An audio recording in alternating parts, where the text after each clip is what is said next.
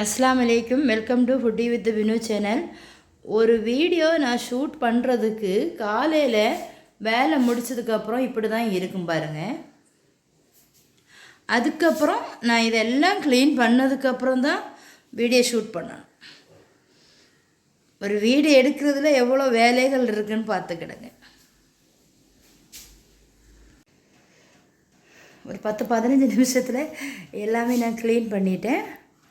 அடுத்தது தான் நம்மளுடைய வீடியோ ஷூட்டிங் தான் இப்போ வந்து ஆரம்பமாக போகுது பாருங்கள். நம்ம ஃப்ரிட்ஜை ஓப்பன் பண்ணிடலாம். கூனி கருவாடு இருந்துச்சு, இதை எடுத்துடலாம். கடாய் அடுப்பில் வச்சுட்டு கொஞ்சம் தண்ணி எடுத்து அதில் விட்டுடலாம். விட்டு நம்ம ஹீட் ஆக்கி எடுக்கலாம்.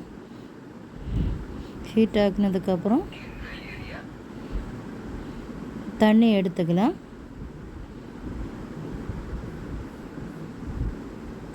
அந்த தண்ணியிலே கூனி கருவாடை போட்டு வச்சிடலாம். போட்டு வச்சு ஒரு 10-15 நிமிஷம் நம்ம மூடி வச்சிடலாம். ரைஸுக்கு தேவையான அளவு தண்ணி வச்சுட்டேன். இப்போ இதை க்ளீன் பண்ணி எடுத்துடலாம். கூனி கருவாடை பக்கத்தில் வந்து தண்ணி வச்சுக்கிட்டேன். இந்த மாதிரி லைட்டாக வந்து புளிஞ்சு எடுத்துக்கிடுங்க. நல்லா க்ளீன் பண்ணி நம்ம இதை எடுத்துடலாம்.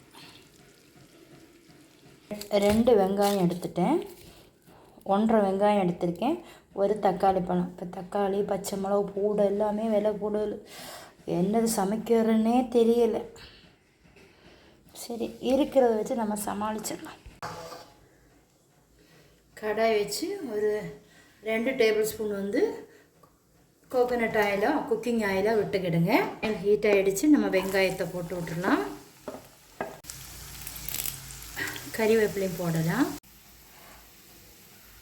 இந்த இடையில வெங்காயம் வதங்கிறதுக்குள்ளாடி நான் என்ன செய்வேன்னா, என்னோடய அக்கௌண்ட் எடுத்து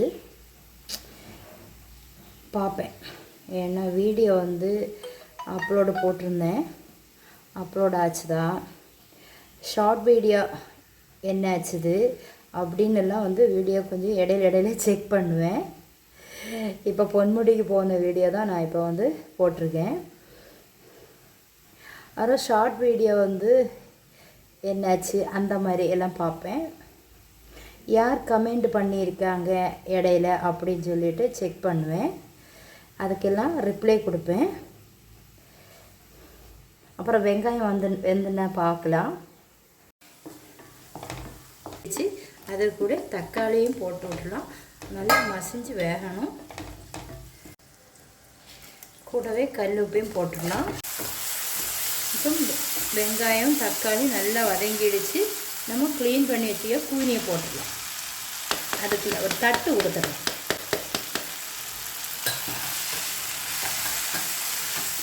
கிளறி விட்டுட்டு மூடி வச்சுக்கிடுங்க. மீடியமாக வச்சுக்கிடுங்க. இப்போ நம்ம ஓப்பன் பண்ணி பார்க்கலாம். பார்த்துட்டு லைட்டாக கிளறி விட்டுடலாம். வத்தல் மிளகு பொடி போட்டுடலாம். பார்க்கும்போது அழகாக இருக்க வேண்டாமா? அப்போ கொஞ்சம் காஷ்மீர் சில்லி போட்டுடலாம். பவுட்ரு போட்ட மாதிரி தான். 1/2 டீஸ்பூன் வந்து சோம்பு போட்டுடலாம். டீஸ்பூன் வந்து மஞ்சத்தூள் போட்டுடலாம். மசாலா போட்டுட்டு ஒரு ஆவி வர்ற மாதிரி ஒரு 10 நிமிஷம் மூடி வச்சுக்கிடுங்க. என்ன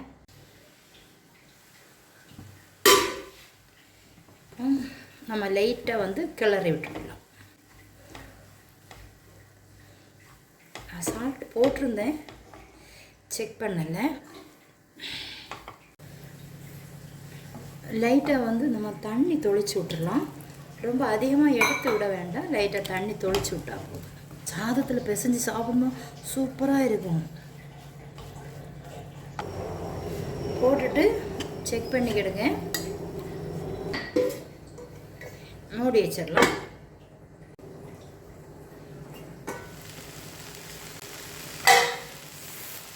கண்டிப்பாக நீங்களும் ட்ரை பண்ணி பாருங்கள்.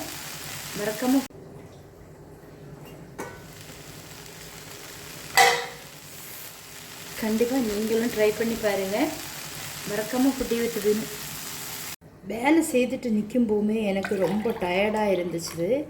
அதனால் ஒரு லெமன் ஜூஸ் குடிக்கலாமே அப்படின்னு சொல்லிட்டு சரி நான் லெமன் ஜூஸ் போடட்டு.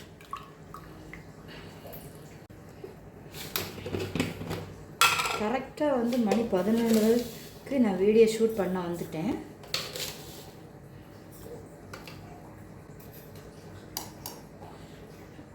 கொஞ்சம் சால்ட்டும் போட்டுருவேன். அடிக்கடி ஏதாவது ஜூஸோ ஏதாவது குடித்தாதான் கொஞ்சம் வீடியோ ஷூட் பண்ணுறதுக்கும் கொஞ்சம் இன்ட்ரெஸ்டாக இருக்கும். கொஞ்சம்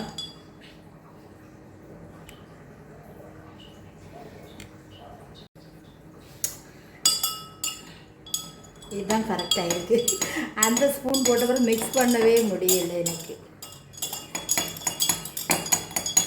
சூப்பராக இருக்குன்னு 11 ஸ்பூன். சரி நான் குடிச்சிட்டு வரேன். குடிச்சிட்டு தேங்காய் பூ போட்டுடலாம். ஒரு சோளம் புளி போட்டுடலாம். வத்தல் மிளகா போட்டுடலாம். ஜீரகம் போட்டு நல்லா பேஸ்ட்டாக வந்து நம்ம அரைச்சி எடுத்துடலாம். நம்ம பேஸ்ட்டாக அரைச்சி எடுத்துட்டோம். கடுகு அடிக்க போட்டுடலாம். நல்லா வெடிச்சதும் கறிவேப்பிலை போட்டுடலாம். போட்டு அரைச்சி இந்த பேஸ்ட் விட்டுடலாம். கொதிக்க விடக்கூடாது. லைட்டாக வந்து நுரை கட்டுற மாதிரி வரும்போது நம்ம ஆஃப் பண்ணிடலாம். மூடி வச்சிடலாம். நுரை கட்டிடுச்சு. நம்ம வந்து ஸ்டவ் வந்து ஆஃப் பண்ணி விட்டுடலாம். சாதமும் ரெடி ஆகிடுச்சு. சிங்கில் 1-2 பாத்திரம் இருக்குது. இதை நம்ம க்ளீன் பண்ணி எடுத்துடலாம். ஃப்ரிட்ஜ் வந்து க்ளீன் பண்ணணும். நான் எதுவுமே வந்து அவ்வளோ வைக்க மாட்டேன். பக்கத்தில் தான் கடையெல்லாம் இருக்குது.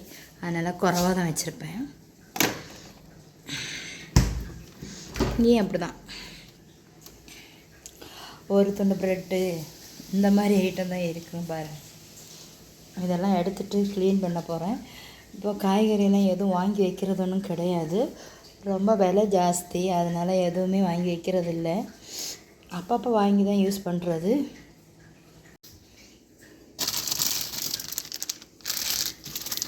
இதெல்லாம் எடுத்துடலாம். எடுத்துட்டு எல்லாம் க்ளீன் பண்ணி நான் முடிச்சிட்டேன்.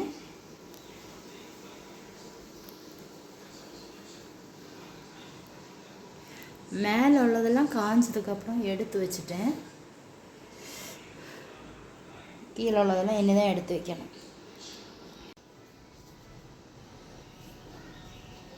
எல்லாம் வெயிலில் காய வச்சுருக்கேன். இனி எடுத்துகிட்டு போய் மாட்டி வைக்கணும்.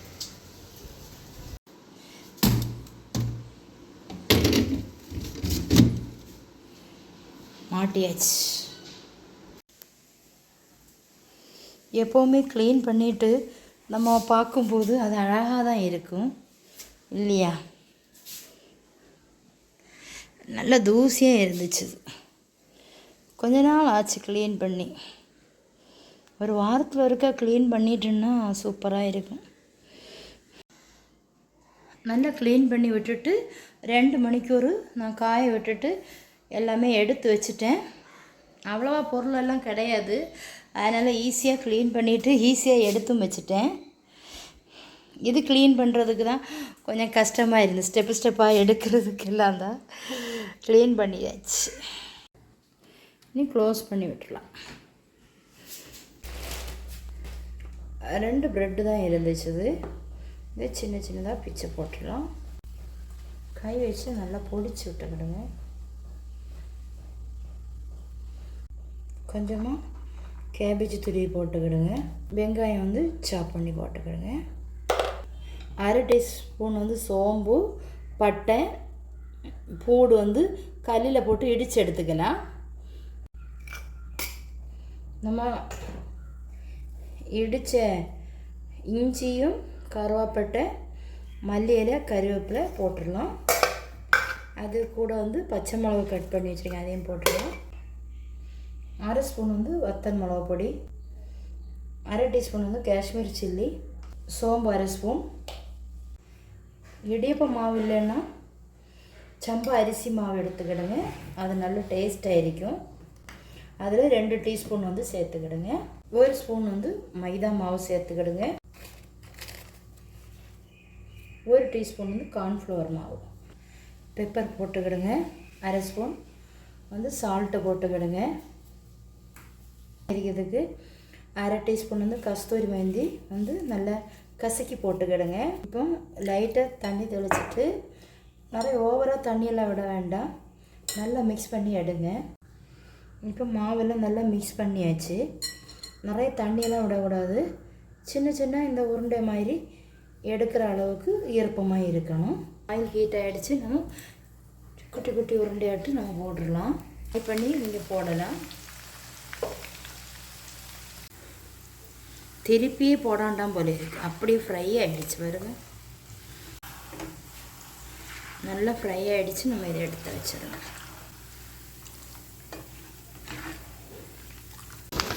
இந்த பையில் என்ன இருக்குன்னு பார்க்குறீங்களா? ஒரு வாரமாக சொல்லிகிட்டே இருந்தேன் எனக்கு கிளிமுக்கு மாம்பழம் சாப்பிடணும்னு.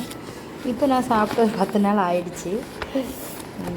நான் சொன்னேன் 5 கிலோ வாங்கி தருவீங்களான்னு கேட்டேன்.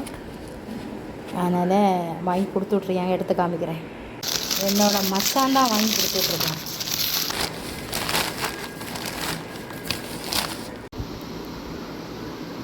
நான் கட் பண்ணி சாப்பிடலைன்னா என்னோடய மனம் பொறுக்கவே செய்யாது.